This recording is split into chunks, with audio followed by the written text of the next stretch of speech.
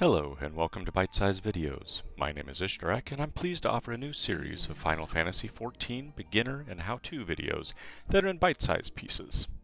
This allows you to focus on specific game questions without needing to watch an entire guide.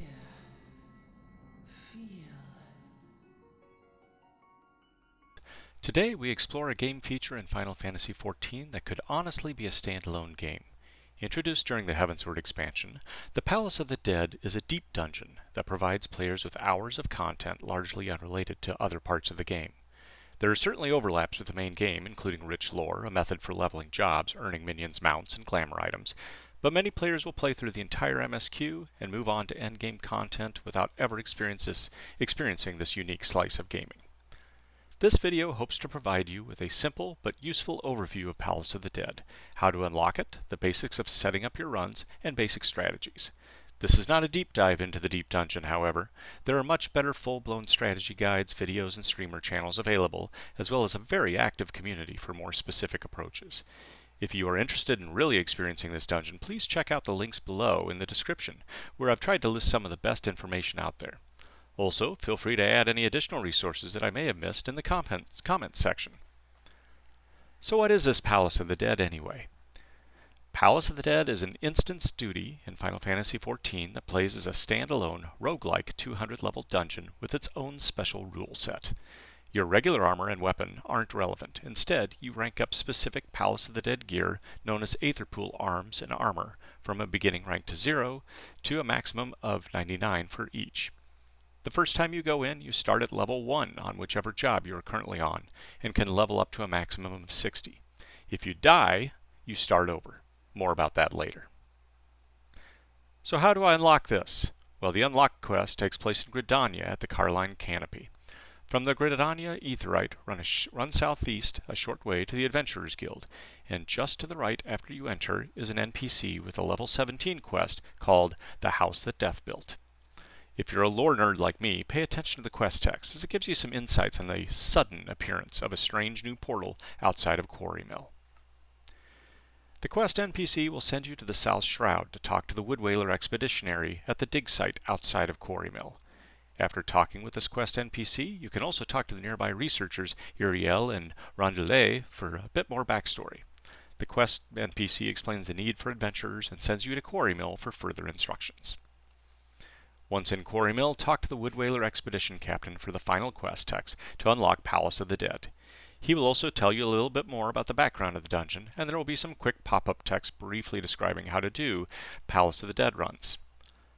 Before starting up a Palace of the Dead run, let's take a quick look at two NPCs you will want to get to know. E. Unico Tor is a vendor for Palace of the Dead specific currency called Gelmoran Potshards. The pot shards are random drops inside Palace of the Dead that can be used for buying minions, a mount, and various other things. They are also used to buy sustaining potions, which are a health regeneration potion only usable in Palace of the Dead. These potions will become absolutely necessary on the later floors. Unico Tor can also give you the ability to glamour the Palace of the Dead Aetherpool weapons and armor, although doing so will reset your Aetherpool arms and armor to level 10. The Expedition Bishop apprises special treasures from the Palace of the Dead known as a Cursed Hoard. Turning these in to him results in a wide variety of prizes, from sparklers and fireworks to unique armor that sells very well on the market board, to unique mounts. More on the Accursed Hoard and how you get it later.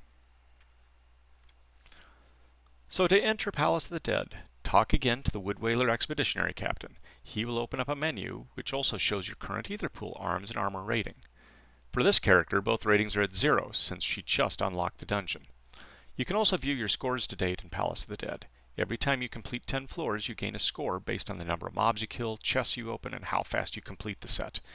There's a whole community around maximizing Palace of the Dead scores that goes well beyond what this video has time for. You are limited to 2 save slots, so can only have up to 2 active runs going at any time. You can either enter in a party of up to 4 players, or you can go in solo. For parties, there is no class restriction, as you can go as 4 white mages if you want. However, you can only enter on a class that you've already unlocked. If you need to open up a save slot for a new run, select the Disband Fixed Party option, and then select which run or save slot you wish to delete. A solo run is still considered a fixed party for this purpose.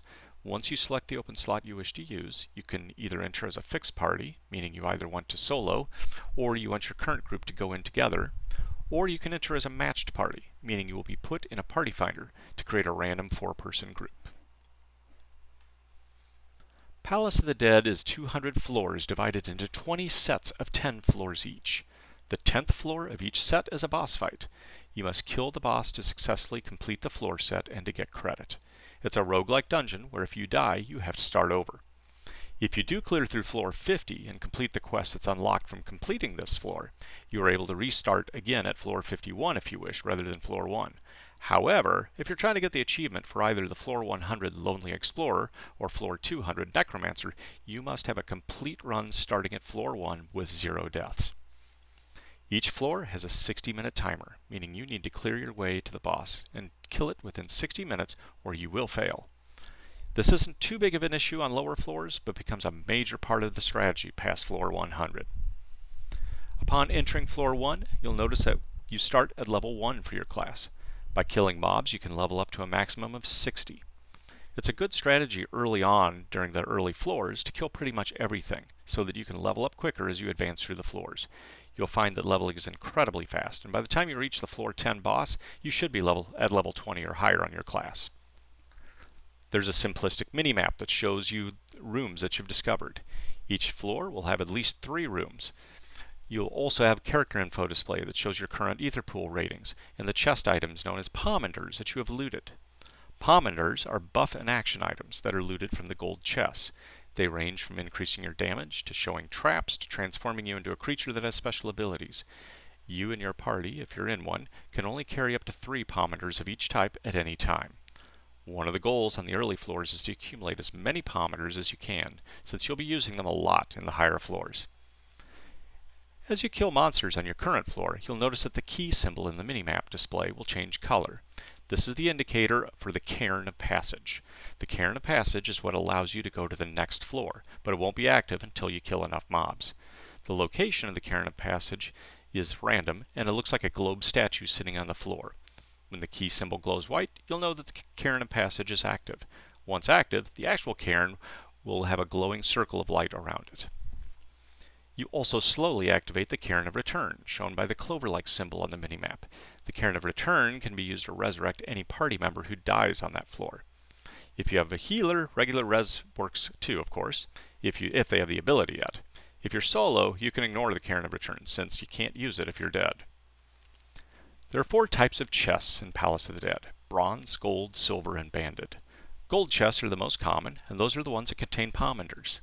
For groups, Pomanders are shared across the group.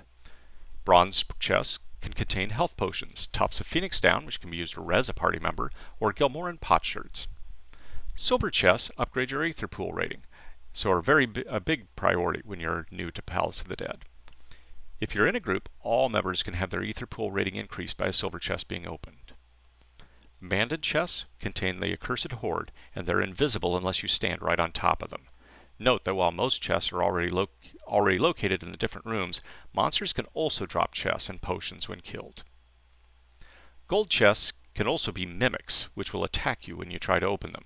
For non-tank classes, mimics can be challenging. They will cast Infatuation, which places an 8-minute pox on you, which is both a damage over time and prevents you from regenerating health naturally. Heals and potions will still work, though. The Infatuation spell can and should be interrupted if you have a stun interruptibility. Silver chests can also be traps which explode, causing damage equal to 80% of your full health.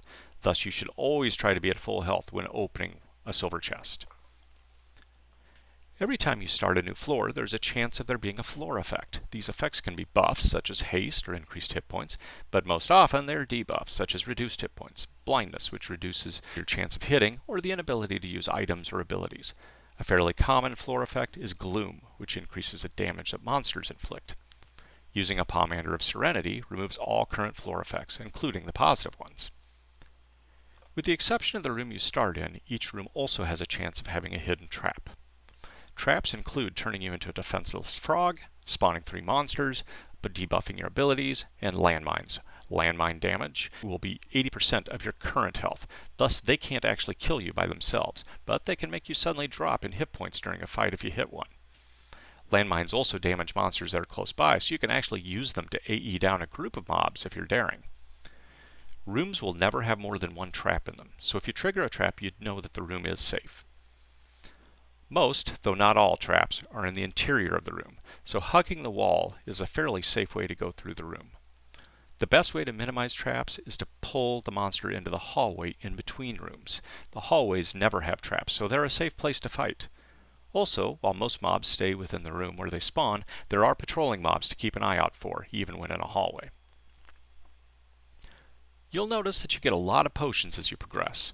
Although Final Fantasy XIV isn't a game where potions are used very much, in Palace of the Dead they are extremely useful.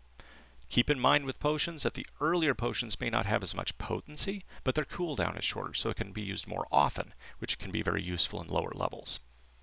Also, don't forget to buy sustaining potions, which give you that regen effect when you've got Gelmoran pot shards to spend outside of Palace of the Dead. While you won't need them much in the first 100 floors, they become a must-have on the later floors. As you complete the first 50 floors, and then floor 100, you will also have some story quests open up which expand the lore further.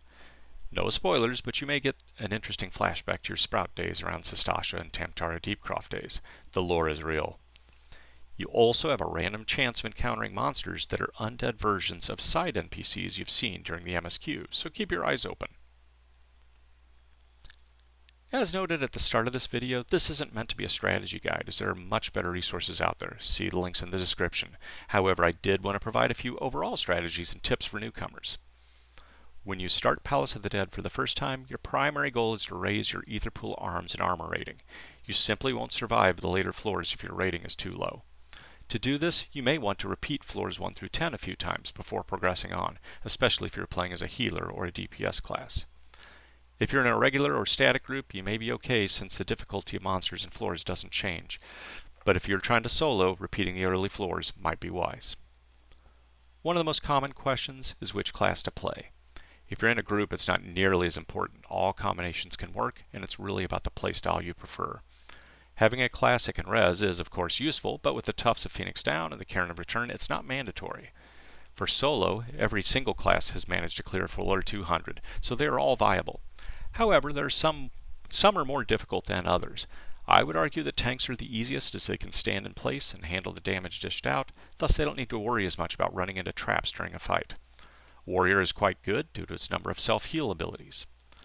Ranged DPS are very popular as they can kite mobs around and avoid a lot of the damage. Machinist is very good at this due to having so many instant cast abilities. Melee classes are more difficult since they can't avoid damage by kiting. However, they're still viable due to their very high DPS. Again, all classes are viable, both solo and in groups. It really depends on your playstyle preference and the level of challenge that you want.